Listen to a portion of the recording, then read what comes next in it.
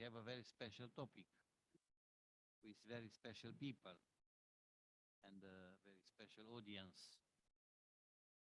So, Asia Century project. It was launched on 24th of March here in these premises, together with Flavius and our colleagues from Vienna. After some months of discussion, we prepared the first draft of the project. We had the intention to launch for 5 years, the next 5 years. And it was a result of concern that we don't know enough about Asia, about different countries, the specificity, and how to start or to improve the cooperation if you don't know these countries. At the same time, we discovered in some Asian countries the interest, the need to know more about European Union, about Europe. So why not to launch this kind of project, which is much more sophisticated with different topics and so on. We have here also some of the colleagues which had supported from the very beginning the project. So it's a good opportunity to discuss about Asia Century and Middle East potential. So it's a privilege and honor to have here at the table,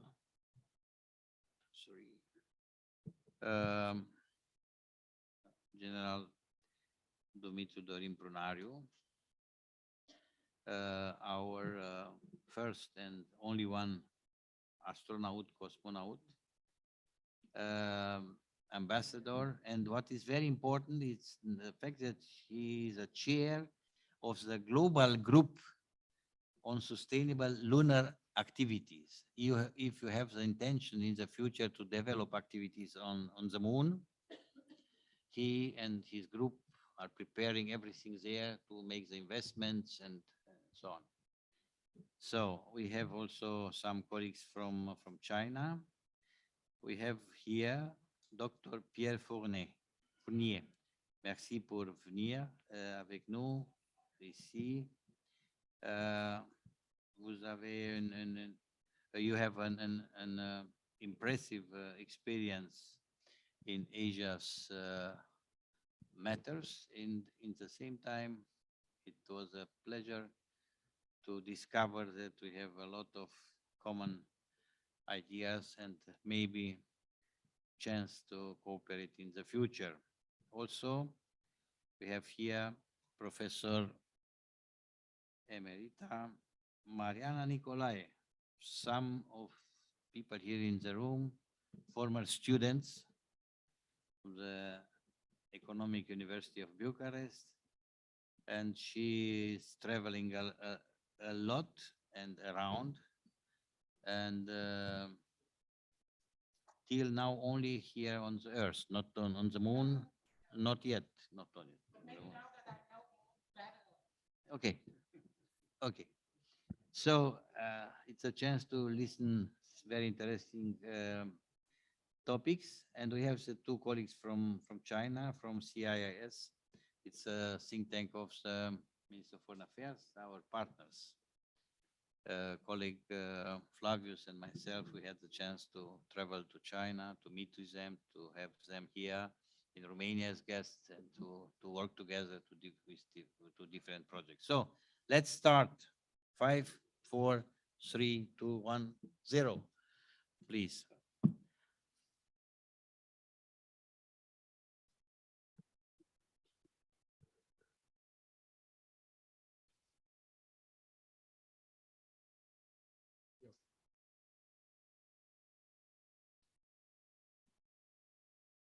Good afternoon. After so many important topics connected with the ground, sea, air, I want to take you now from the Asian point of view to the outer space. The current geopolitics confronts us in front of increasingly intense international competitions for economic expansion, control of resources, promotion of complex technologies, and finally, domination on multiple levels. Outer space has become an area of vital importance for any great power, given the special advantages and power of control through it of extensive terrestrial activities globally in both civilian and military. Since the beginning of the space age in 1957, the main competitors and investors in the space field have been the USSR and the USA. Several Asian nations' space programs are attempting to achieve the scientific and technological advancements necessary for regular space flight, as well as to reap the strategic and economic benefits of space capability. The motivations for the current push into space include national security, national pride, and commercial gain. As a result, several Asian countries have sent both unmanned satellites and humans into geocentric orbit and beyond. The countries that have independently and successfully launched satellites into orbit include Japan, China, India, Israel, Iran, and North Korea. Of these 6 Asian agencies, 3 countries, China, India, and Japan, possess the ability to launch heavy payloads, deploy cryogenic engines, and operate extraterrestrial exploratory missions. Due to its extraordinary economic development and the expansion of its sphere of influence, China develops this domain at an accelerated pace. As long as it is considered in our days, besides the Russian Federation, the strongest competitor of the USA in space activities, I will refer specifically to this country. Accelerated program of technological development culminating in Yang Liwei's successful 2003 flight into the outer space. This achievement made China the 3rd country to independently send humans to space. In 2008, 2 crew members conducted China's first extravehicular activity. 3 years later, in 2011, China launched Tiangong-1, the first prototype of Chinese space station module. The following crewed space missions proved that China had developed critical human spaceflight capabilities like space docking and berthing. In 2016, Tiangong-2 and Shenzhou 11 were launched into lower orbit. A 30-day crewed spaceflight mission proved that China was ready for a long-term space station built and maintained by its own. In 2018, China performed more orbital launches than any other country on the planet for the first time in history. In 2021, Tianhe, the 22-ton core module of Tiangong space station, was successfully launched into low Earth orbit, indicating the beginning of the construction of the Chinese space station. Plans currently include not only a permanent Chinese space station by the end of 2022 of this year, but also crewed expeditions to the Moon, Mars, and interplanetary missions to explore the solar system and beyond. An agreement was signed with the Russian Federation to jointly prepare programs and explore the Moon. On the other side of the world, USA develops the Artemis program, which is a crewed spaceflight program led by NASA to explore the Moon, aiming for its first touchdown on the lunar South Pole by 2025. If successful, the Artemis program will perform the first crewed lunar landing mission since Apollo 17 in 1972, the final lunar flight of the Apollo program. The program is expected to be a multinational collaborative project between governmental space agencies and private spaceflight companies. The long-term objectives of the Artemis are laying the foundation for extraction of lunar resources and eventually making crewed missions to Mars and beyond feasible. The Artemis program is conducted predominantly by NASA and US commercial spaceflight contractors in partnership with the European Space Agency and the space agencies of several other nations, including Romania. We are signatories of the Artemis Accord from March this year. Around the time of the launch of the first Chinese citizen into outer space, China began the preparation of an extraterrestrial exploration, starting with the moon. The Chinese moon orbiting program was approved in January 2004 and was later transformed into Chinese lunar exploration program. The first lunar orbiter, Tianji-1, was successfully launched in 2007, making China the fifth nation to successfully orbit the moon. China turned its focus to the moon by attempting the challenging lunar soft landing. In 2013, China successfully landed Tianji-3 moon lander and its rover U2 on moon surface.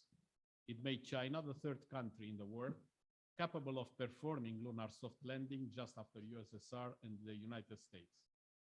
In 2019, Tianji-4 conducted the first ever soft landing on the far side of the moon by any country, followed in 2020 by Tianji-5, a complex and successful lunar sample return mission, making the completion of the three goals: orbiting, landing, returning of the first stage of the lunar exploration program.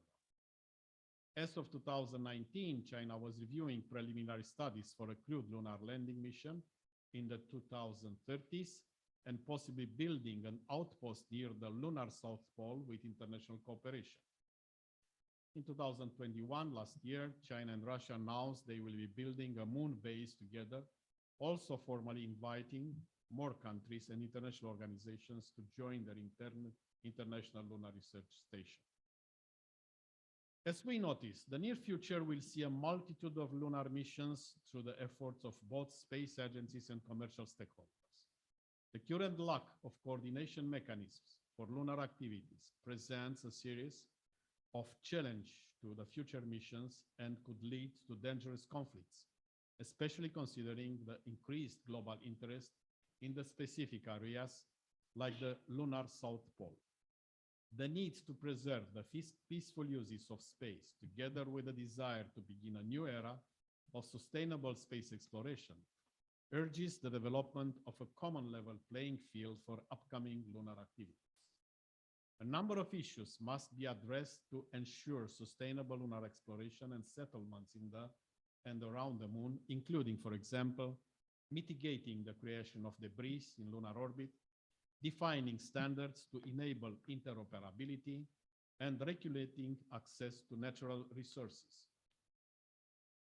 The Outer Space Treaty, adopted by the UN General Assembly in 1967, represents the main legal instrument applied to space exploration and utilization of the outer space and other celestial bodies, but it is far not enough for the new implications of the Moon program.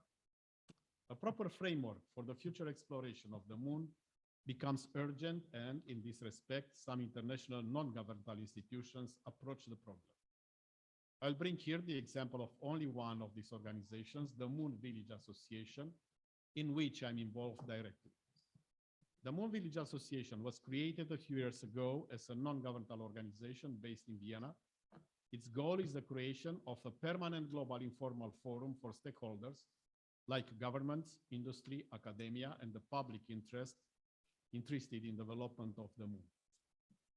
The MVA fosters cooperation for existing or planned global Moon exploration programs, be the public or private initiatives. It comprises more than 600 participants in our activities from more than 50 countries and 33 institutional members around the globe, representing a diverse array of technical, scientific, cultural, and interdisciplinary fields. The MVA has decided to promote development of a neutral forum for multi-stakeholder discussions on lunar exploration, the Global Expert Group on Sustainable Lunar Activities, or GEXLA. The goal of the GEXLA are to prepare materials that will be submitted to the United Nations Committee on the Peaceful Uses of Outer Space, where the MVA has a permanent observer status, to support the committee's discussions and deliberations on critical issues surrounding increased lunar activity. I accepted the proposal of the MVA members to lead this global expert group, and from more than 1.5 years, we worked hard to finalize the recommended framework and key elements for peaceful and sustainable lunar activities and next year to propose the document to UN Committee on the Peaceful Uses of Outer Space for further analysis and deliberations. We hope to see and keep the Moon as a place for peaceful and sustainable cooperation between all interested nations and companies. We can do it only with the responsible implications of all. Besides many other nations, including Asian ones, the representatives of China are one of the most active members of the Global Expert Group on Sustainable Lunar Activities, showing the interest of this country for peaceful and sustainable cooperation of outer space, with a specific emphasis on the Moon and other celestial bodies. We consider that where there are chasms between nations, it is necessary to build bridges over them and not partition walls. Thank you for your attention.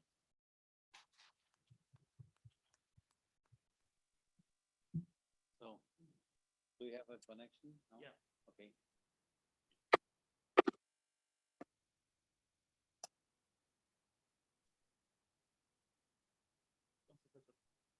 Yes. Dr. Yao JINXIANG. Yes. Research Fellow, thank you so much accepting our invitation and addressing to this very special session on Asia's century. So you have the floor. Hope to see you soon again in Bucharest or in Beijing. Thanks. Hope to see you. And good evening, everyone. It is actually 9 p.m. in China, in Beijing, and I just had my quick dinner. And I heard that the dear ambassador talked about the development of China's space station, and he knows really clearly about China's space technology. And I have to say that China welcome all scientists, all astronauts come to China's space station to do their research work or any other works. And China hopes to use this space resources openly and peacefully. It might simple talk about dear ambassadors' speeches. And it is my great honor for me to participate in this conference. And I'm delighted to say that your institute set up the new project, the Asian Century. And I think the rise of Asia is not just for the benefit of East Asia countries such as China, Japan, or South Korea. It is also for the benefit of the whole Asia. Actually, many of the world's problems stem from the imbalance or injustice of the world system. Some countries are in the center of the system, but some countries are in the periphery of the system. And this kind of imbalance and injustice determines the future and destiny of many countries. So I think the rise of Asia is beneficial to the rebalance of this world. And when I read the instruction of the session, it mentions a very interesting concept called the Asianization of the MENA region. I'm not so sure what it means exactly, but I think it implies a transformation of the MENA region. The MENA, I think it is trying to change from a geopolitical hotspot to a place focused more on peace and development. And I think it is perhaps what the term Asianization means. Indeed, if we say the rapid development of Asia, especially East and Southeast Asia over the past decades, it is largely due to the fact that most of these countries are focused on economic development, not the other things. And before I attending this conference, I had to read very carefully of your summary of the Asia Century Project conference you held in March this year. I was very surprised to find that many scholars mentioned that there are many risks between Asia countries, such as border disputes and territory or maritime disputes. So there was a fear that Asia might erupt into a conflict or war, such as the South China Sea, the China-India border disputes, or India-Pakistan disputes, and so on. However, I think this kind of view is a little one-sided or biased. In fact, besides the war in Afghanistan waged by United States, Asia has maintained a general peace for a very long time, and even longer than in Europe. There is a view in China's academics that the Europe becomes more like Asia, and Asia becomes more like Europe right now, because it seems that Europe will more easily to break into a war recently. So how did Asia manage to do this? I think that the Asian countries have reached a consensus on some basic issues, and we have an Asian approach to solve these disputes. The first is we want to solve disputes through peaceful means and not wars. So we will have keep the channels of dialogue open, no matter what kind of disputes we have, such as China and India, China and Japan. No matter what kind of disputes we have, we still keep the channels of dialogue open in the past decades. And secondly, I think the Asian countries try to solve the problems through consensus. Not any country's willings cannot override other countries. It is reflects the principle of sovereign equality in international relations. And the third, I think we Asia countries deeply respects the central role of ASEAN or Southeast Asia.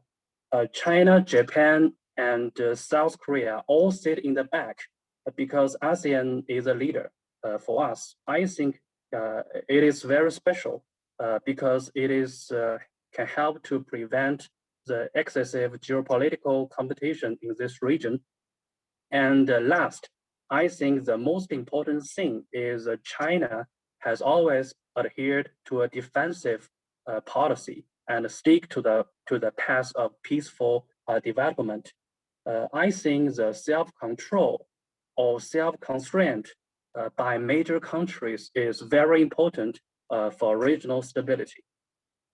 Therefore, I think when talking about the so-called Asianization of the MENA region, it is very important to define some basic principles, such as the importance of negotiations or respect for the central role of MENA countries themselves, or to solve the regional problems by consensus, not anyone's willings.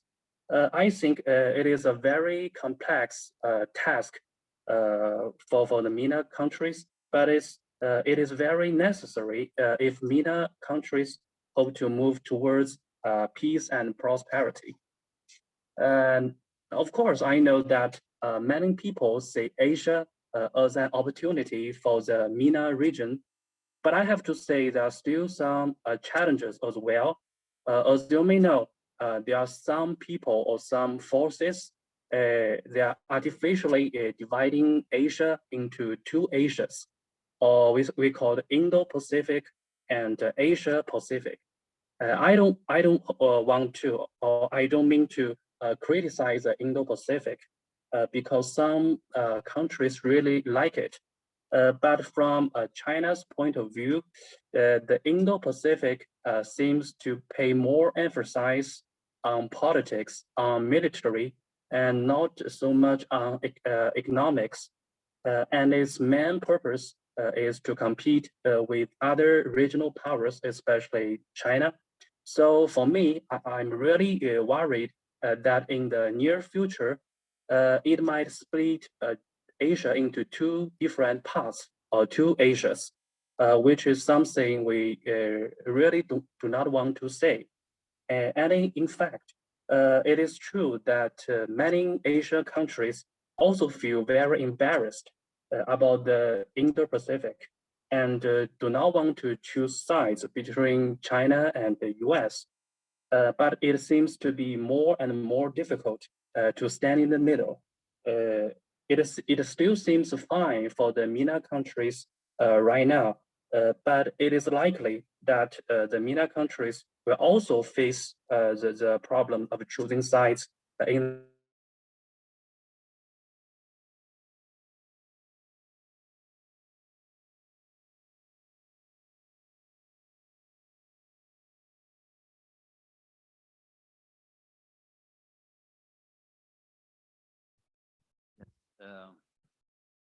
Can we have to go ahead maybe? Yes, so as you maybe know, so do you want to put questions to me, to him? I'm not so sure that it will be possible. And open.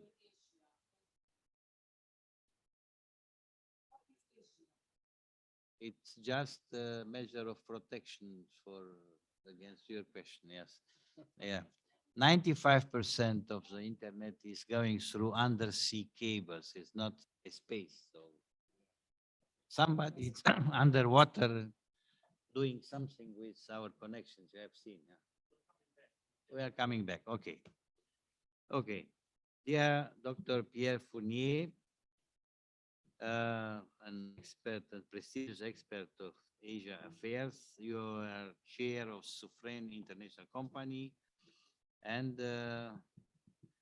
leading Académie de l'Intelligence Économique. Thank you very much for accepting to make this trip to Bucharest, such a short notice, and thank you so much, Marcela Gania, discovering this potential of cooperation and to bring this personality here in Romania. And I have the feeling it will be not the first visit. So you have the floor. Thank you very much. Dear ladies, dear gentlemen, dear organizer, it's a real pleasure to be with you today and a great honor to be invited at the 8th International Conference organized by the MEPE and EuroDefense Romania. As you saw, to make the transition, I put some stars in my presentation. En 1934, on his book Sur les cimes du désespoir, the huge poet, philosopher, and Romanian writer Cioran wrote, Je ne peux vivre qu'au commencement ou à la fin du monde. I can live only at the beginning or at the end of the world. So let me ask you this question. Are we at the beginning or at the end of the world? All the plagues that appear daily, pandemic, environmental disasters, destructive competition, not to say wars or terrorism across the planet, let lots of people think that the answer is obviously the first formulation. Even recently, I was in 2020 co-authoring a book called Collapse and Geopolitics of COVID-19 together with Mr. Alain Juillet and Professor Henri Doux. It was a tentative based on the 5 stages of the collapse, a survival kit by Dimitri Orlov analysis of the USSR collapse to foresee to which extremities such a sanitary crisis could lead. We were at the early times of the pandemic, stressing that COVID-19 may act as an accelerator, create multiple stresses on geopolitics and economics, and that the results of the cure could be worse than the disease. As stated by John Adams, second president of the United States in 1826, there are 2 ways to conquer and enslave a nation. One is by the sword, the other is by the debt. The good side of the pandemic was to allow the creation of new diplomatic bridges. The bad side of the pandemic was the difficulty for the Western world at the early times of the pandemic to appear united. At a time, common sense, friendship, and on-hand work should have become a priority, and nations shall pull together, we have seen appearing instead national egoism and financial interest. It happened also between European nations. Even in some countries, competition for supply appeared between the central state and regions that were taking initiative for the safety of their own populations. At that time, some countries, China, Cuba, Russia, have been supporting European nations in distress. I'm convinced that in some cities in Italy, people will remember the teams of doctors and nurses that came to help them. So we wrote at that time, thus, in the distress and the loneliness of Italy facing the pandemic, the reason to be of Europe is raised. Chinese, Russian, Cubans, Turks are present to help. But where are the European countries? China, even the origin of the pandemic will still be under discussion for a long time, reaches out and appears generous. This will leave trace and will lead to a new perception of the Middle Kingdom, mainly in developing countries, since, and probably for the first time, the former colonizer are not anymore capable of triumph and suffer at least as much, not to say more, than the former colonized. Since then, the solution brought in came in the form of scientific discovery and massive flows of money or medicines released on the market, never on the form of solidarity.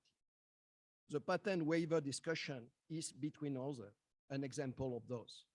It was only on June 19, 2022, that the World Trade Organization has struck deals on partial patent waivers. Today, my personal intuition is that we, in reality, are at critical times, un temps critique, extremely close from what the Franco-Lebanese Amin Maalouf, in The Sinking of Civilization, described as a marking point of history. A first analysis could conclude that the ultra-liberal model developed starting in the 80s is now in danger, that the countries in which states do not act as strategic states will terribly suffer, that the post-World War II situation and dominant model that has been emerging from the time of destruction is shaking. If we now cast our eyes on United States, we may see that it's not anymore a matter of economics, but that the flip-flap door concerns the social structure, the deep roots, the idea of melting pot itself. The model of society is shaking, with certainly interstates migration to escape to various constraints, such as ease of carrying personal weapons, anti-abortion law, Black American voting restriction. The result being a large loss in social cohesion. A second analysis would be more optimistic. Let us have a look at the works of Angus Madison, comparing for long time periods the gross national products.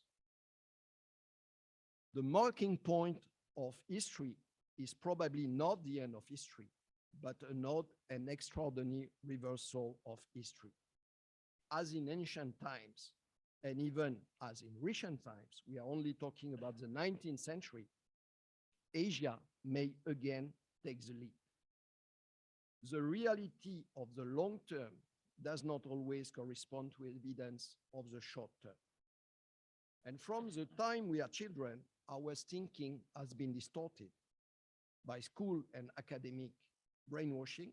You just have to think to Ivan Illich ideas, by ideologies, by Eurocentric and religious narratives. Even, I may say the word, by cultural decadence. Often, the religions was a pretext for economic conquest. Let us think about the terra nullius concept that led to create confusion and extreme tension in some territories, even to present time. If we take into consideration the approach of Modelsky and his theory of long cycle theory, 70 to 100 years, divided in 4 phases as shown in the slide, and couple it with Organsky theory, power transition theory, we may wonder what happens if the gate ropes of the grid power are shaking.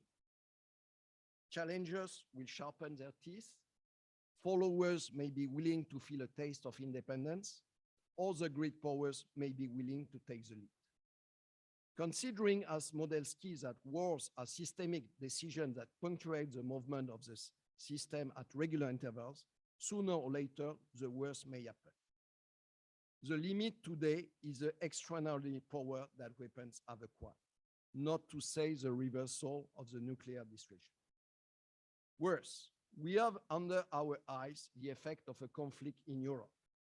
Of course, I'm talking about Europe because I'm European and thinking as an European with all my European cognitive bias. If I take some overarching vision, I shall also consider the wars ongoing elsewhere, Yemen, Syria, Afghanistan, of course, Sahel by state, and the reconstruction conducted by national governments in Iraq. Worse, what would happen if anything happens in Asia? We have seen the impact on globalization of a simple small virus. Nature harbors the vacuum. La nature a horreur du vide.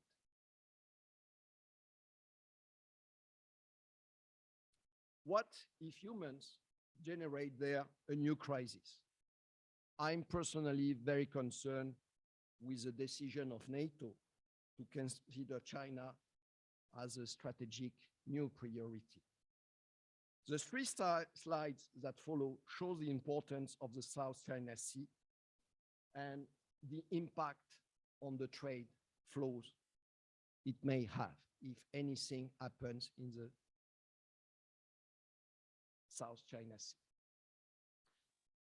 A small impact for North and Central America,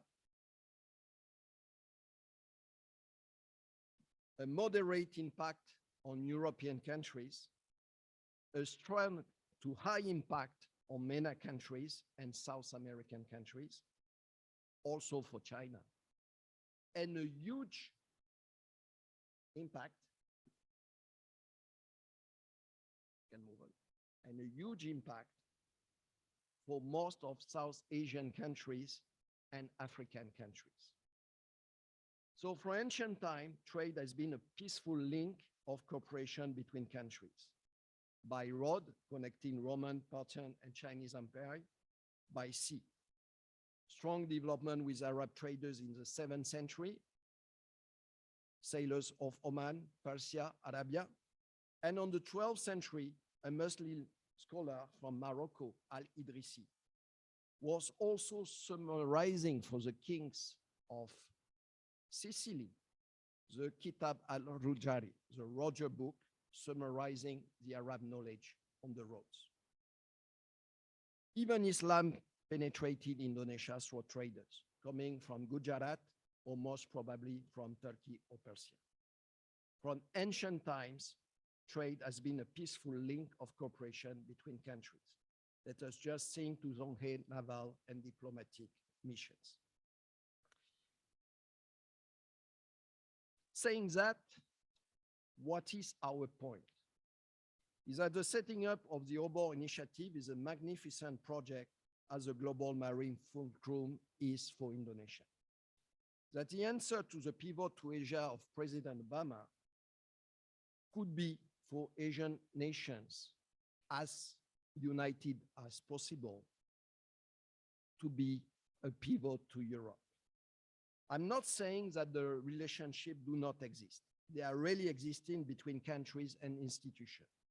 What I'm figuring is that time has come to convince populations to eradicate the cultural distance, to perceive the relationship with Asian nations differently, not as a revenge, not as a competition on technological, financial, trade, and military side, not as political and economic models fighting against each other, not as cultural model willing to overpass the other one. So to paraphrase Gaston Berger, the philosopher of the French school of La Prospective, what type of suitable futures are we looking for? The current situation in Europe, the Russia-Ukraine conflict, the pandemic, which is restarting, 200,000 people again in France today, high inflation, social protests soon rising in several countries, migration problems, hesitation perceived between integrated or multicultural societies, terrorism surging in several areas, lack of plans for the future, may I say a strategy vacuum, open a window to move toward a new world where mutual aid would be as powerful serving the new law of justice. But to succeed, it will be necessary to overcome the cognitive bias on both sides, European and Asian side, to fight against stereotypes on both sides, to accept a middle road, the road of the traders. At the time, the dominant model, we talk a lot about this morning, creates disunion and conflict, time has come for Asian nations to overcome cultural distance. It will not be simple. There will be lots of obstacles. It's time to unite people's mind and prepare for co-petition instead of pure competition and general cultural mutual understanding. So let us ask Sioran to conclude. On a book written in 1973, De l'inconvénient d'être né, he wrote, a predicted misfortune, when it finally occurs, is 100 times harder to bear than a misfortune that we did not expect. So our apprehension, we have experienced it in advance, and when it arises, these torments are added to the present and together form a mass of intolerable weight. I'm convinced the new path of discussion around strategic and geopolitical subjects opened by the MEPE, EuroDefense Romania, and the Road and Belt Initiative of the Artifacts University program will succeed in preventing any type of misfortune, shorten cultural difference, and strengthen mutual understanding. My last point would be, do not analyze with your European eyes what is going on in Asia. That could be a major mistake, especially if anything happens tomorrow in the South China Sea. Thank you very much.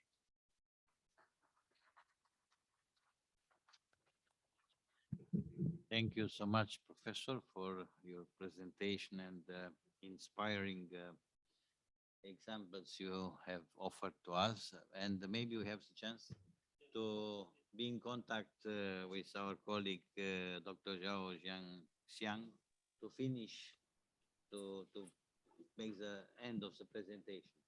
Yes. Okay, thanks. Can you hear my voice? To sum up, yes. Okay. Okay.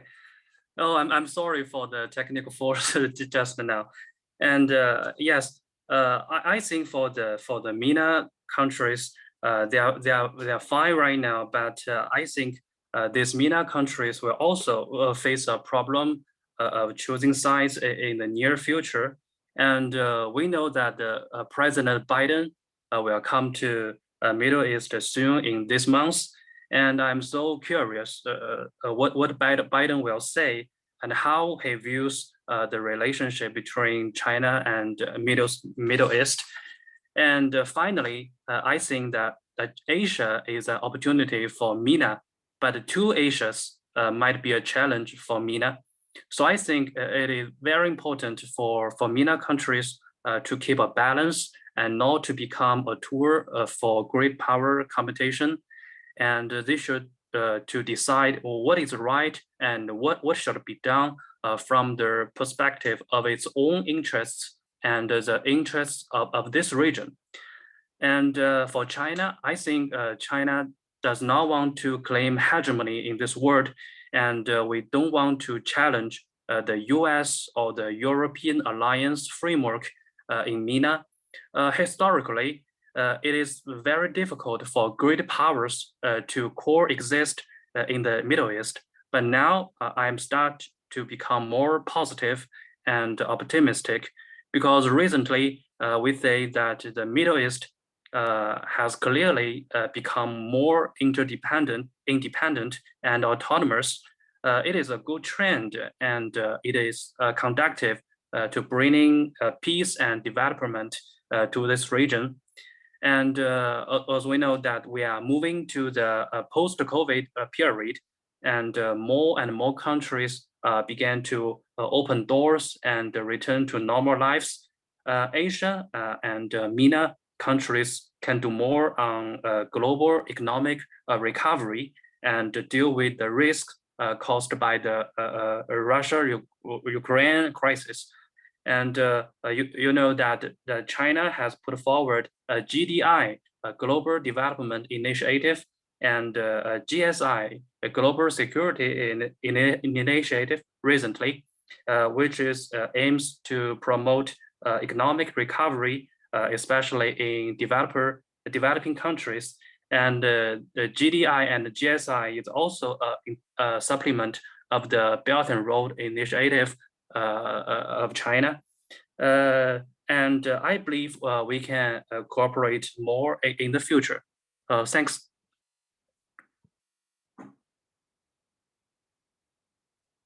Thank you, Professor, thank you, Dr. JINXIANG, and also for the final optimistic message you have sent. So let's hope that this optimism will be transmitted to everybody, and it will help us in our work and expectation for the next period. So now I want to invite Dr. Khalil SHIRGHOLAMI. He's Deputy Director General of the IPIS from Tehran.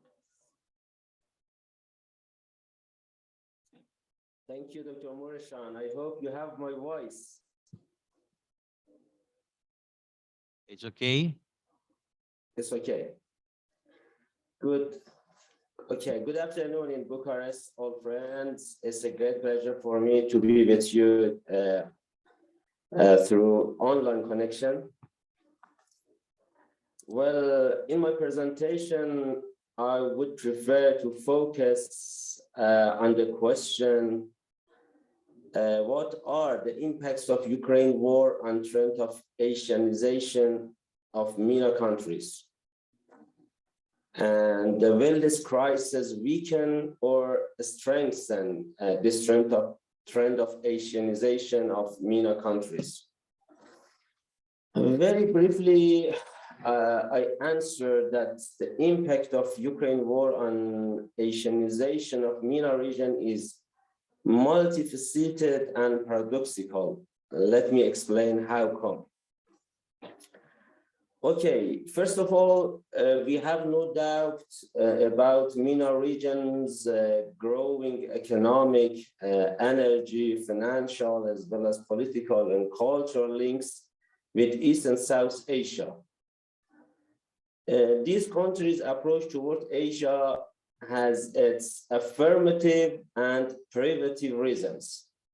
I mean, part of this policy is to assert these countries' aims and goals, and another part is to signal messages to other players and powers. So this is both affirmative and privative, I think. We see that also China's westward shift in Asia and the implications for Asia's balance of power is considerable.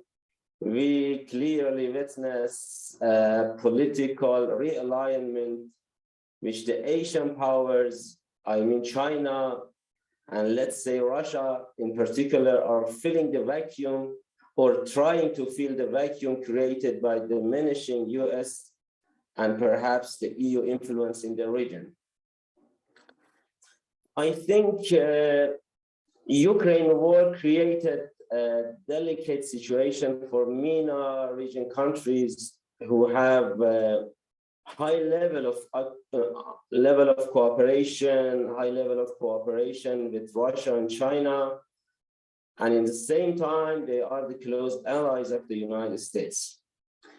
This situation created opportunities as well as challenges for their policy options and policy choices.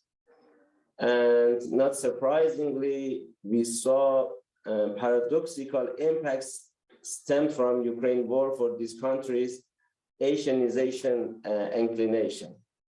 But what are these impacts that I refer? First, I think those MENA states that have engaged with Russia and China, including America's security partners in the region, we see that they deferred on joining the Western-led condemnation and coalition against Russia's invasion. And in practice, they refused to join efforts to isolate Russia economically. I think this was more a form of local signaling, let's say, especially by Persian Gulf monarchies to convey discontent with America's supposed inattentiveness to their security needs.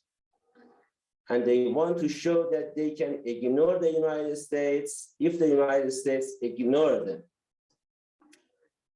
Second, this crisis of, Ukraine war created an opportunity for MENA countries to express their more independent and, let's say, national benefit-oriented policy. Therefore, this crisis can contribute to more Asianization of these countries. Third, these developments underscore a deep dysfunctionality in America's, let's say, outmoded partnerships with the Arab autocracies and a global trend of multipolarity defined by the primacy of self-interest rather than shared norms and principles. So in this circumstance, no more alignment in all terms and conditions. Many things have changed. My fourth point is that Arab ambivalence on the Ukraine war does not herald a new security order in the region, which could be dominated by Moscow and Beijing. I don't mean like that. Throughout the region, political actors are mostly shying away from overt alignment with either Russian or Western side. So they are trying to stay somewhere in the middle, as it is the case for many other countries in the world. Fifth, the crisis has created a chance for rapprochement between some Arab countries of the Persian Gulf and Biden administration due to energy concerns and a change in Biden policy toward these monarchies. And we know that the regional countries will receive Biden soon. But I want to emphasize that we must not note that this will reverse the trend of Asianization in these countries in general. I think that it's not possible, and the Asianization trend still is going on and will continue in the same line. Sixth point, there are also paradoxical impacts in terms of regionalism.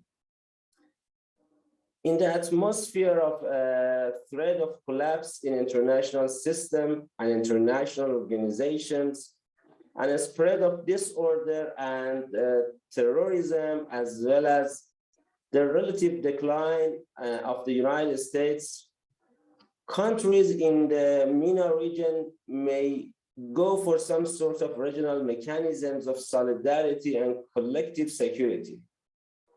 Nevertheless, the goals and interests of these countries diverge in many ways and make the regional integration so complicated and difficult. Also, the current situation of the US less entanglement in the region, Russia's engagement in Ukraine, and China's pure economic orientation made some Persian Gulf countries to look to Israel as a security umbrella, which is a total miscalculation and big mistake. Most of these countries do not have the, I would say, confidence for independent regional existence and survival. And this is a problem in a sense, this is a mental problem, I would say. The seventh point, in geoeconomic terms, the Ukraine crisis disrupted the transit routes from China to Europe through Russia. And this means some countries in the Middle East will benefit as alternative routes in the context of Belt and Road Initiative and as new hubs of transit, which in turn could strengthen Asianization and a stronger approach of these countries to China. Overall, I think the Ukraine crisis is not simply about the European security order, and it will not be confined to Europe only. This crisis has huge ramifications for the future of order in Asia, in the Middle East, and in many other areas in the world. This crisis has already changed the nature of politics everywhere we see. It has also changed the concept of threat perception and strategic thinking of many players.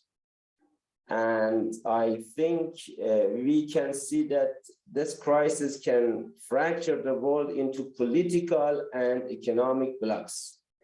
And recent efforts for strengthening BRICS Plus is an example. So the MENA countries also will try to grasp this chance to have, I would say, diversified relations and coalitions with many great players. And I think with all paradoxical impacts of the Ukraine war, the trend of Asianization of MENA countries will persist. Asian countries, we see that they face less harm through this crisis, and it gives them more leverage in their policy options. Therefore, they can convince the MENA countries that they are still reliable, I would say, economic and political partners. I try to summarize my points, and I will be open for any question or comment. Thank you so much for your attention.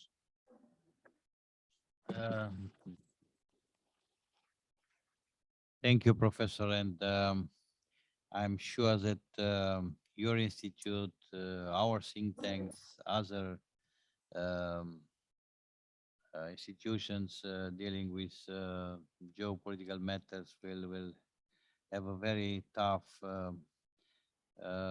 period to try to understand what was really happened in Ukraine, why it happened, and which will be the future development, and which will be the final result of so-called reconstruction of the country. You are right that it's a problem not only for Ukraine, but in the region, but for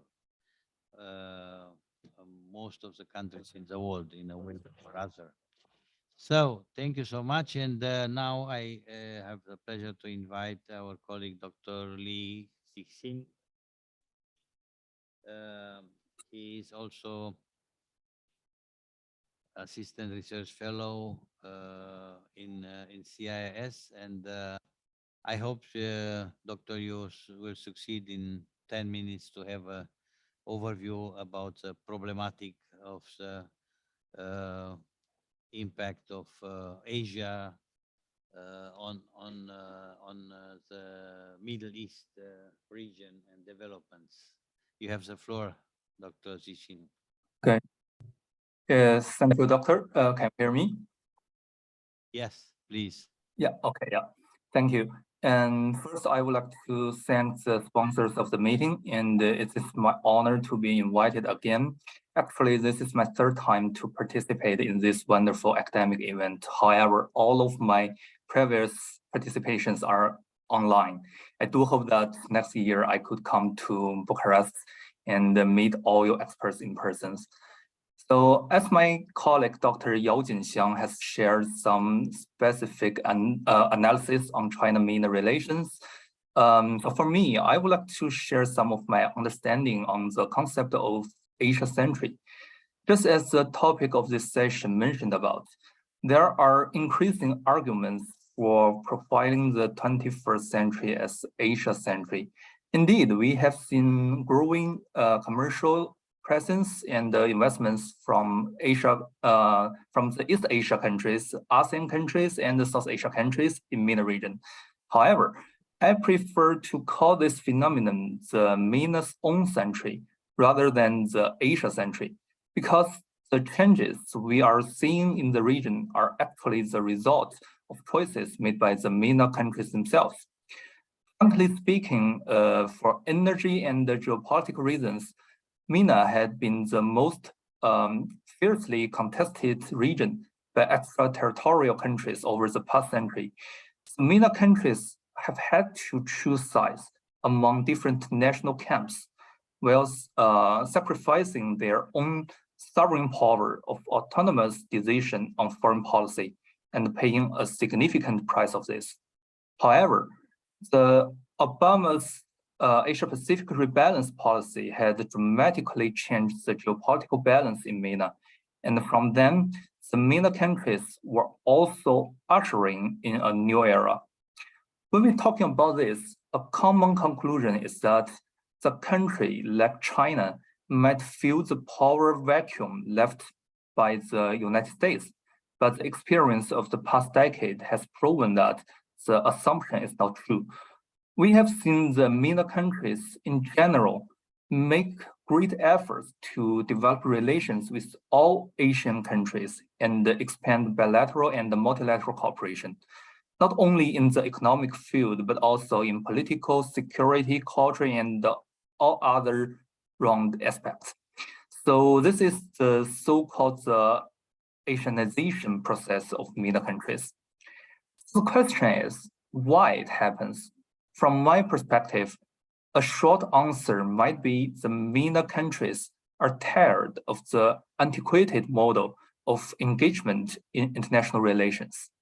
During the long history, the MENA region has traditionally been an area where major powers have exercised their military deterrence strategy, and countries in the region and beyond had looked to absolute military power to ensure regional peace and stability. However, the fact is that this strategy has not worked at all. In recent years, many regional countries try to change this traditional rule of the game and instead bind each other into a common community of interest through cooperation and stronger economic ties. In other words, seeking the stability in the development. And this is precisely the strength of Asian countries, which do not want to project military power excessively in the region, but want to seek win-win results with the economic cooperation. And I would like to share a case in point. The Bubian island of Kuwait, located on the Iraqi-Kuwaiti border and was also the pretext of Saddam Hussein's invasion in 1990. So Kuwait has not developed the Bubian island in the last 3 decades because of the deep insecurity. But the story changed 5 years ago. Kuwait wants to build the island into a new economic and financial center of the Gulf region, following the model of Dubai. When I talked to the local scholars and officials, they were not shy about saying that the economic development was not really the only priority of the project, but also aimed to an additional layer of security by banning investment from the countries in and outside the region. I asked them if they would consider inviting foreign military presence if they simply wish to ensure peace. That might work better for a short period of time. But the answer I got from them was that the military presence would to exacerbate the hostility among the regional countries, and they would prefer to achieve the development in peace. So the West country can certainly bring a wealth of investment to MENA, but in the past, MENA countries preferred to cooperate with the West, not just for investment, but also, and most importantly, is for the defense. So now that the focus of the cooperation has shifted to the economy and the involvement of Asia country has become indispensable. Therefore, come back to the topic of the session. We may call it the century of development or the MENA century instead of Asian century.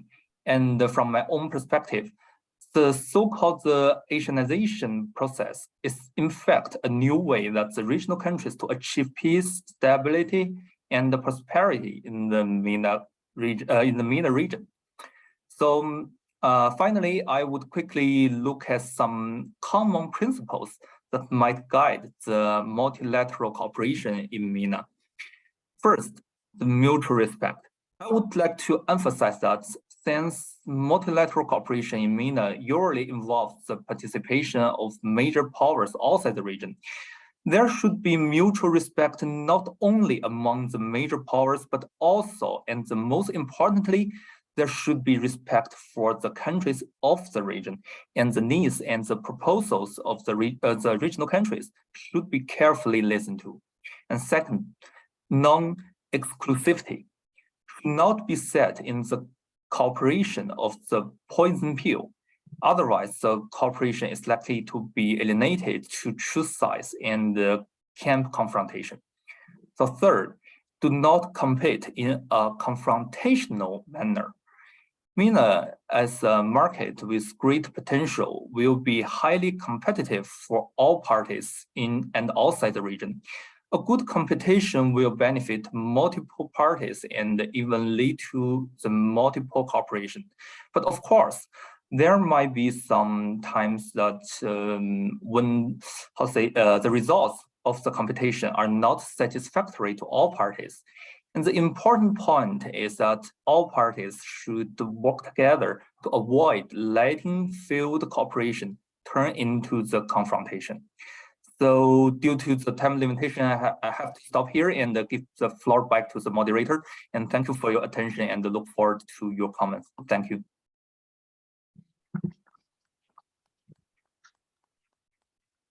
Thank you so much for the presentation and all the success for your work in the field of research of CIIS. So last but not least, I have the privilege, the pleasure to invite Professor Emerita Mariana Nicolae to take the floor. Please, you are invited to speak. Thank you. I take the microphone, not the floor. Thank you very much. Well, hello, everybody. I hope you are, I thank you that you are still here and awake after lunch. I will try to make it as brief as possible because at this time of the afternoon, I think it's the best strategy since we've been talking so much about strategies. So I would like to start with offering my heartfelt thanks for inviting me here to this important conference. As you could see from the program, I'm not a politician or a consultant on political issues. I'm merely an academic, a retired academic for that matter, And as it is obvious, I hope, I'm a senior woman, which probably explains why I'm here, to improve a bit on the imbalance of this very distinguished panel, right? With the people online, I'm really, I need to be here. So joking apart, I am really very grateful for being here. It has always been my strong belief that the world is much more than Europe. I am a European myself, but the world is much more than Europe or any other part in our close proximity, wherever we may happen to be living. Being in education, I have always tried to live as much as possible, of course, by the beliefs I have. In other words, I try to do what I teach or tell my students to do. Not at all easy, particularly in this age of fake news, post-truths, blah, blah, blah. You know the story. And yet, since what we call internationalization, globalization, should refer to the world and not only to certain selected parts of it, I started to look at what is beyond my immediate proximity. And because as an academic, I had various administrative positions in the leadership of the School of International Business and Economics. And because for some time I was the head of the largest department of modern languages and business communication in the country, I tried to do for my job what I think helps communication. And this means that I introduced as elective courses Arabic, Turkish for a while, Mandarin, Japanese. And that was, I think, a very important step forward for the students in my university to get a diversity of views over the world, because, and I would like to refer to what Professor MUREŞAN said at the beginning, that we don't know much about Asia or the rest of the world except Europe and the United States. And that is a sad truth. And I'm not talking about the people here or the people in Bucharest, because obviously we are relatively educated, but I'm talking about the general people in the rest of this country. So let me please give you some ideas about what I'm going to talk here. Not much, but still. I will talk about the importance of languages and culture in international understanding, or rather misunderstanding. I will tell you from my own experience what type of knowledge the general public has about Asia. I will give you some personal perceptions about Asia, and I will raise a lot of questions.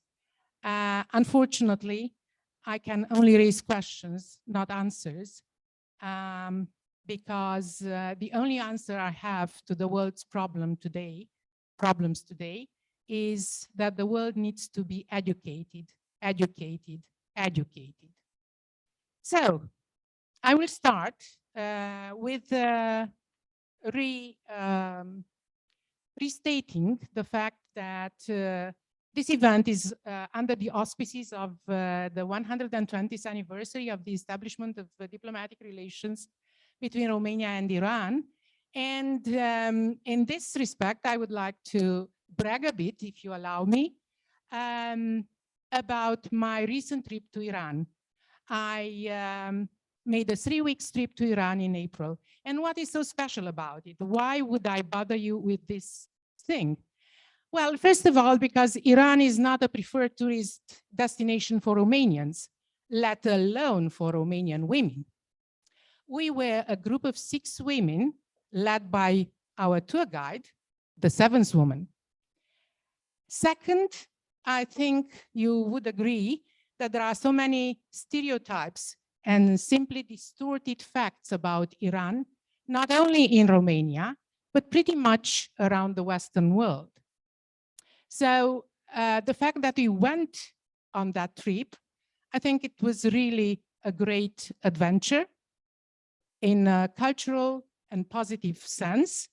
And I would like to tell you that in 3 weeks, we started from Tehran, flew down the island of Kashem, came back by ferry to the continent, and were driven by our local guide and driver, Muhammad, through the Kalut Desert, spent a memorable night at the Maimon Guest House.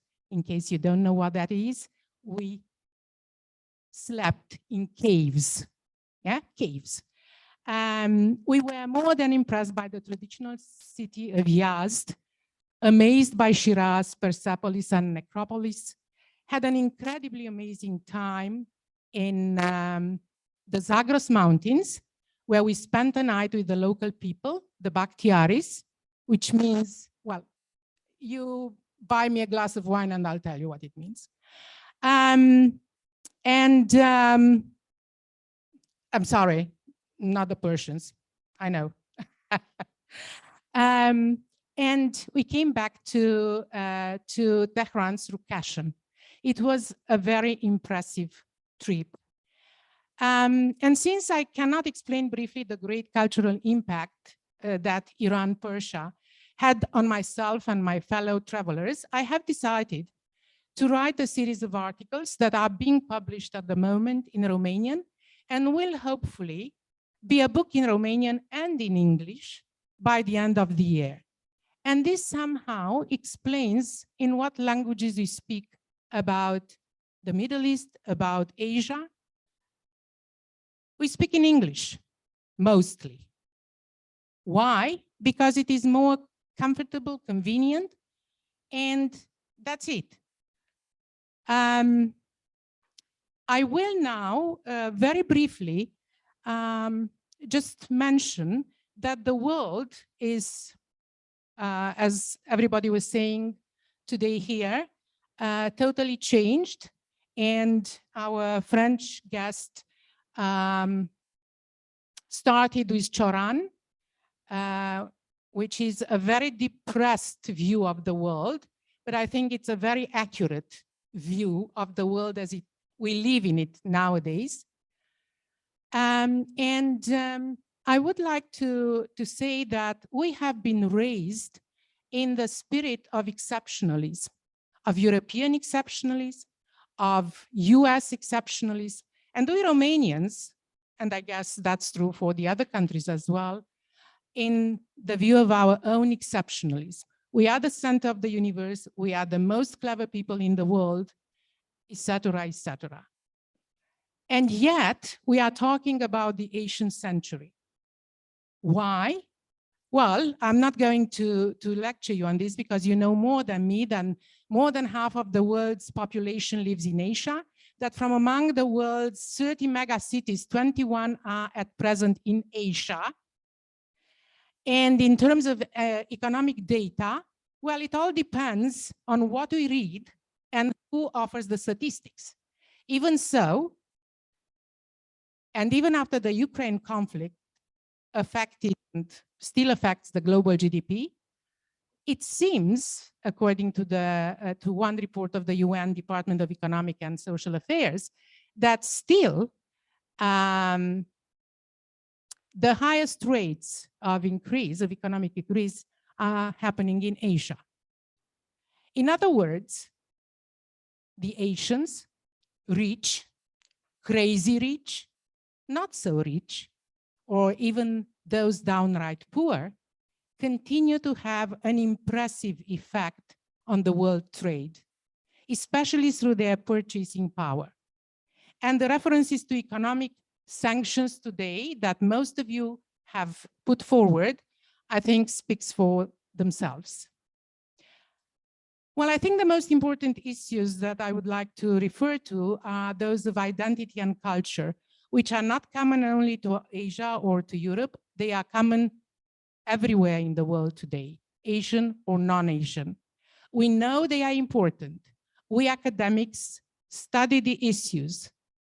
And with all due respect, politicians do whatever they think they want to do. So I'm not saying that it's not important to do the research. I'm just saying that it would be very good if politicians listened a bit more to what academics research and put on their tables. So will things really change in the coming world? What will the new normal look like? Is Asia a sustainable hub of megatrends? And if so, which part of Asia? Japan, China, and India have long been in the forefront of large and fast-growing economies. Vietnam, the Philippines, and Bangladesh have left behind some European countries, at least before the pandemics. Is Europe playing its cards right? Or is it left behind, or even worse, suffer consequences? Is technology going to be a dream come true for most people, or just another nightmare? Will we be able to work in mixed teams with robots and artificial intelligence? Based on whose culture? And who will lead? And who are we? Well, in what language do we speak about Asia or about the Middle East? We are just using the language now, right? And I was so impressed that one of the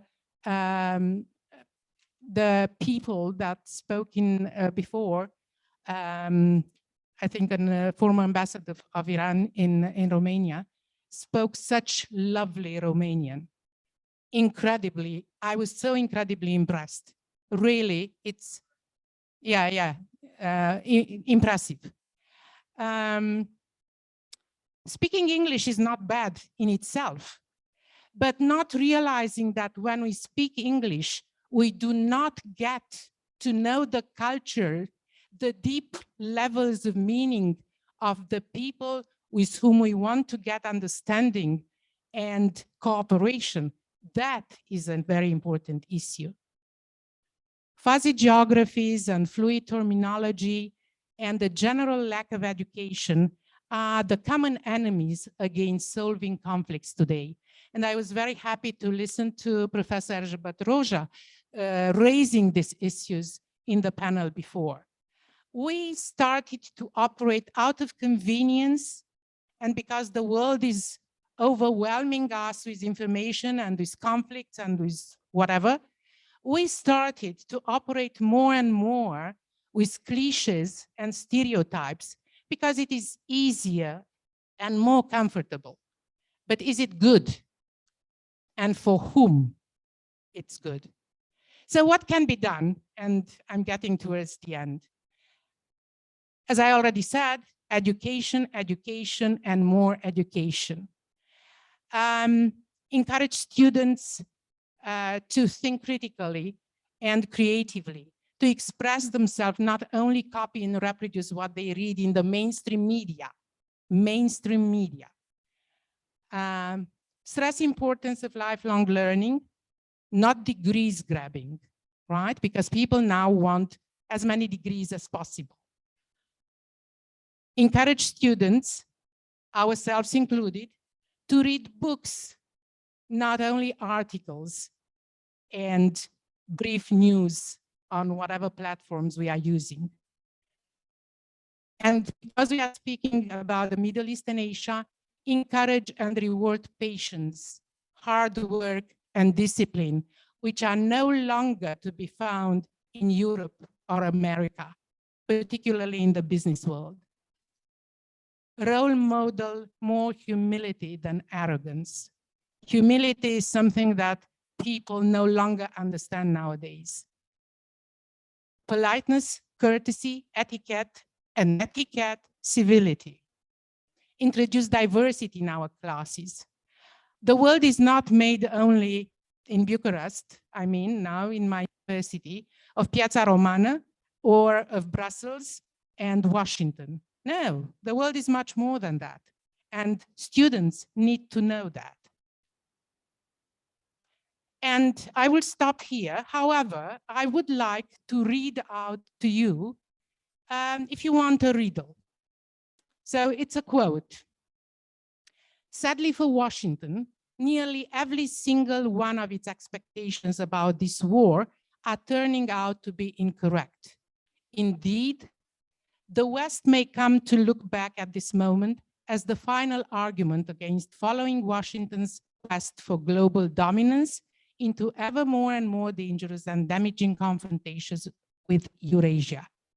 And most of the rest of the world, Latin America, India, the Middle East, and Africa, find few national interest in this fundamentally American war against Russia. End of quotation. And who said this? Who do you think is the author?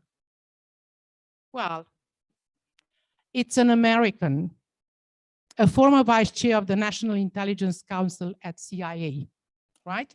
So if the Americans and Americans who have access to information start thinking like that, it's an interesting thing to ponder. In what language? In our own languages. Thank you very much.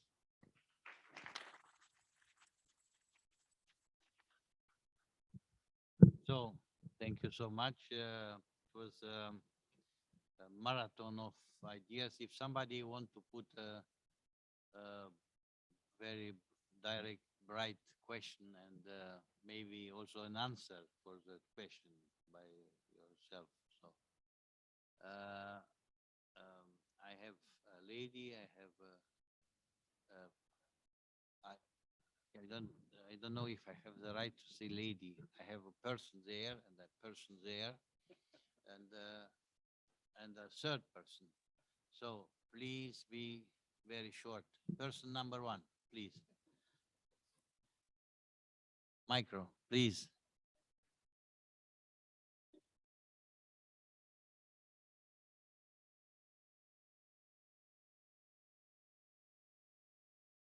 Globalization, future of the globalization. So, second question, we are making a compact. So,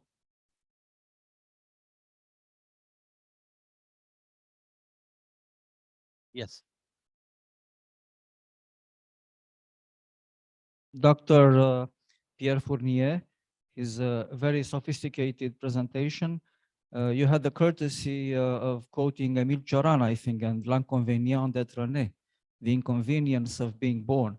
Do you think we are going to say in the 21st century, l'inconvénient d'être né en Europe, the inconvenient thing of being born in Europe? And do you think that your very generous appeal to co-opetition instead of competition, do you think this is not too optimistic? And the question for His Excellency Ambassador PRUNARIU, who made an excellent presentation of the space program of China. When do you think we can speak about a new order on Earth, but also a new order in space? When minerals and other resources like helium-3 are going to be harvested, mined from the moon is called the new Persian Gulf of space. Who is going to set the rules? What rules are going to govern this new cosmic order? Because you mentioned the Artemis agreement. Only 19 countries have signed this agreement. So question is, who is going to make these common rules for space? Thank you. Yeah. Thank you so much. Please, person number 3, question. Thank you. I have the same question as I had before, mainly addressed to our Chinese colleagues who may be listening still, or they are not, I'm not sure. But if they are not listening anymore, then to the highly prestigious panel, how do you define Asia? That's as simple as that. Thank you. Because if we take it geographically, Iran would be definitely in West Asia. So how do you define Asia? And I know that others would be interested in the answer too. Thank you. $1 million question, and I hope 2 that, million, 2 million. 2 million. I hope that State Department have the money to answer the question. So let's start with the the first, the lady first, the person first.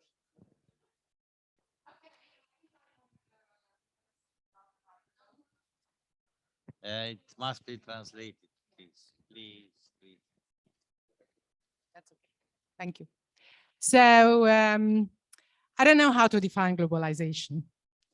And not because I don't have definitions of globalization, but because I do not know how the world is going to evolve. And I think nobody knows now. And obviously we all know that globalization, it's not something that is happening now in the 21st or in the 20th century. It has been around for a long history, for a long while. I can give you an answer that I dream of a world in which we do not compete so much. Competition is good. I'm not against competition. It is good. It keeps us on shape and it keeps on our toes. It doesn't let us become senile. But we could, besides competition, also understand each other and cooperate. Cooperation doesn't exclude competition in my mind. But it is something that we have to learn. In a world in which we are pushed continually to compete against one another, it is very difficult to start suddenly with cooperation. So that's why I'm saying that I personally believe that education is very important. Values, mindsets need to be changed, particularly since our mindsets, well, I can't even say that we have a European or Western type of mindset, because a lot of the people in Romania, a lot of my learned friends in Romania would say, hey, Romania is at the crossroads. We are in between East and West. And of course, we can go on and to talk about this. But I think that if we learn about one another, if we try to speak one another's language, even if not perfectly, it's a first step towards more understanding. That's my answer. Thank you. Thank you so much, Dr. Funi. Yes, thank you for the question. I will just continue the answer on globalization.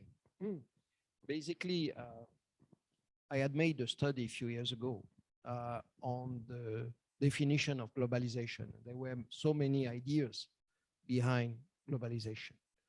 Just only on 2008, so we were a few years after the OMC signature in which China was entering the trade organization.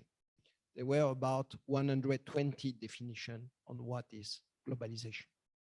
So you may take so many ideas behind, even that is a kind of new type of colonization.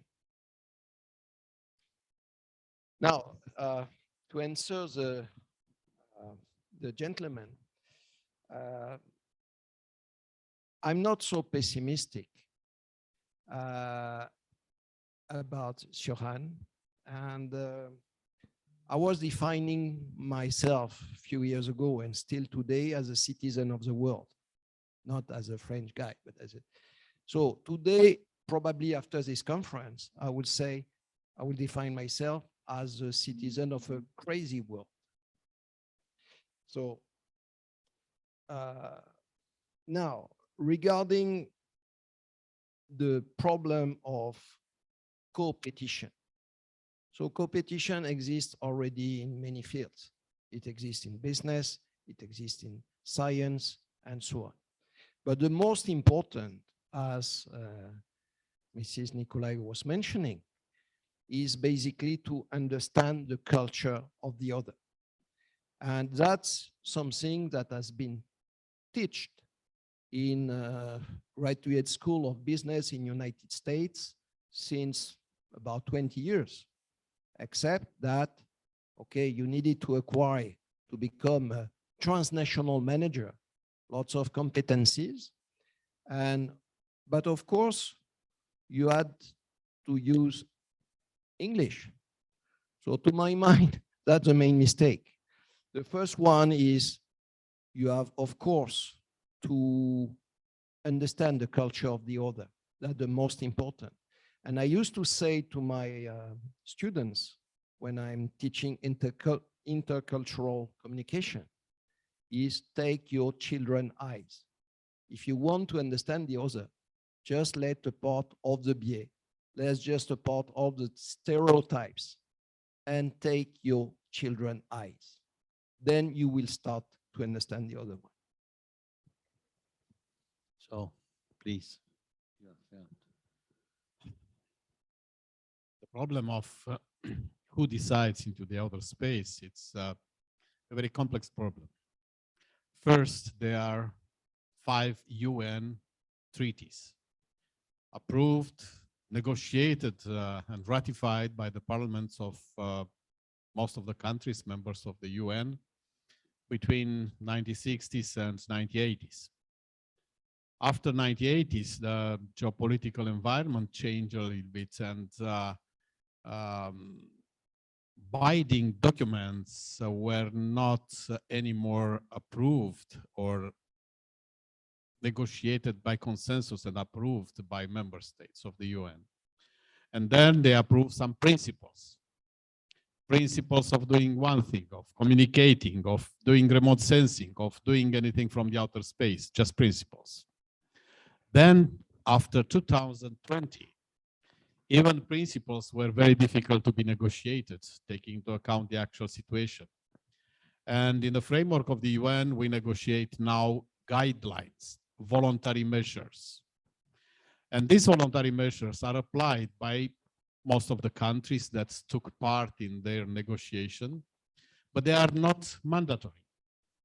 And some countries apply, some not, maybe in 10, 20 years after they are approved. They could become mandatory measures when all countries are able to do these things. Now, there is a little bit difficult situation with the interplanetary manned space flights. I mean, first to the moon and then to Mars.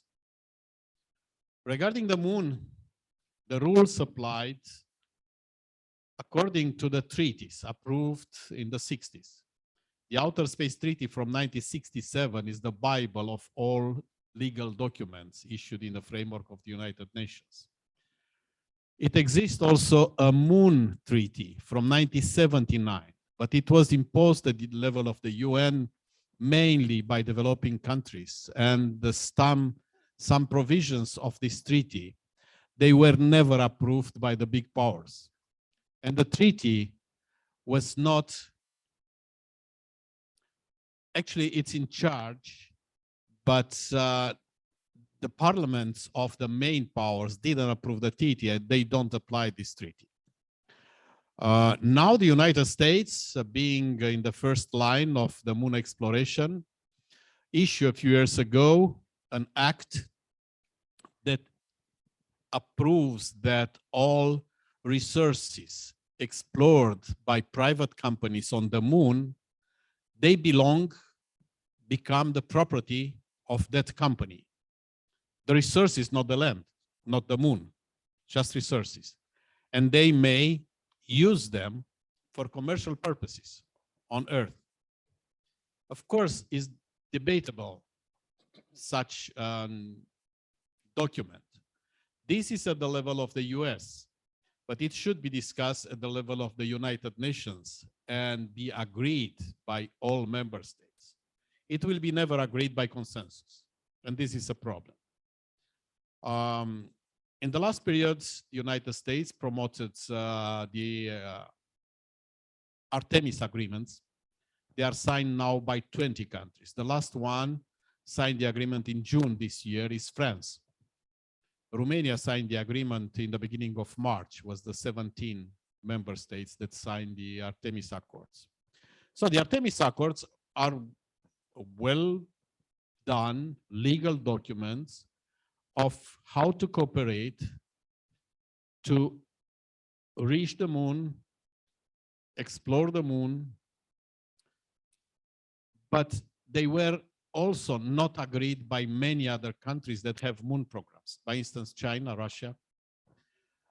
They were never discussed in the framework of the United Nations. And I don't think they will be discussed. Such type of new documents issued by one big power, and then some other countries, members, allies, adopt the document, sign the document, it's a way of imposing their own rules. Of course, I consider the Artemis Accords something necessary for the future exploration of the moon because it already started. A new crew will reach the moon in 2025 if everything will go smooth. I think that what we can do is just to propose frameworks, principles, guidelines, measures to the United Nations to be developed, taken into account in the framework of some working groups, and in the end to be approved in the way by the Committee on the Peaceful Uses of Outer Space and then by the General Assembly of the UN.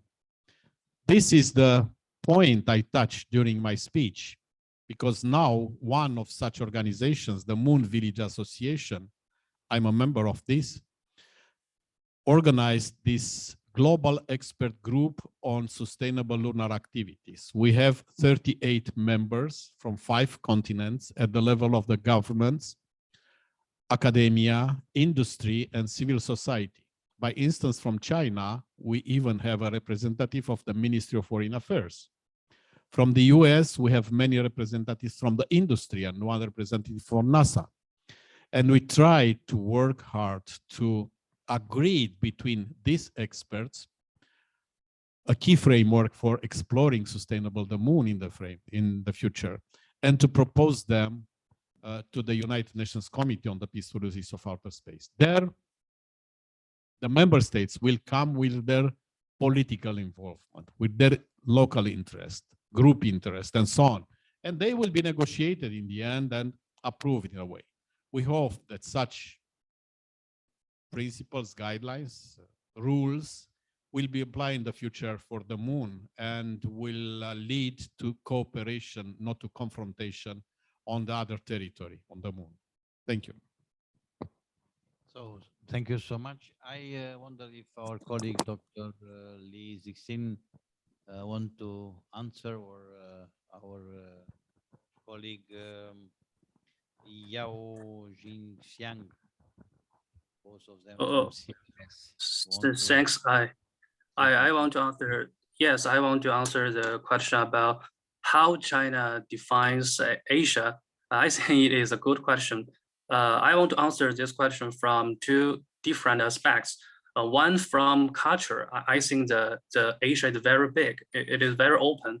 I think the Asia, for China's point of view, the Asia starts from the Middle East even to Japan. The whole part is all Asia. But from our daily work or practical work, I think it is different. For example, in China's MOFA, the Asia department only focused on the East Asia, South Asia, and the Southeast Asia. These 3 parts belongs to the MOFA Asia department. And for the Central Asia or Russia, they belong to Euro-Asia department. And for the Middle East or MENA, they belong to the Asia Africa department. So in our daily work and practical work, it is very different to define Asia. So I think for China, we have this kind of division in how to define Asia. And I think right now, China is also learning to redefine Asia and to try to combine these two different aspects together. And we should pay more attention to the West Asia or the MENA region. So that's my opinion. Thank you so much, Dr. Lee. Yeah. If you Okay, want thank you. please. Yeah, I have something to addition. Actually, I think the concept of Asia, I believe, includes all parts of Asia: the East Asia, the ASEAN, South Asia, Central Asia, and of course the West Asia. So the Asianization process of the MENA countries, especially for the West Asia countries, can also be seen as a return to the strengthening of the intra-Asian cooperation, I think. So in the past, the cooperation between Western countries and the MENA countries is significantly more than the cooperation between Asian countries and the MENA countries. So the economic cooperation on energy occupies the absolute majority. In addition, the abundant military cooperation. So now we are seeing a full range of the cooperation among MENA countries with the countries from other parts of Asia. So the economic is important, of course, but more importantly, people-to-people exchanges. And I believe this is a really important part of the concept of the Asian century. And as my colleague, Dr. Yao Jinxiang has just mentioned, actually, in China Foreign Ministry, we have the the department for the West Asia and North Africa. Just like this department, we do not use the name of the department for the Middle East, because actually the Middle East is a geopolitical concept just based on the distance from the Europe. So actually for us, we just to define it by the geography concept, I think. So we say that it's West Asia and North Africa department. So actually, I think that this can also reflect some the definition from the Chinese side on what is the Asia. Yeah, thank you.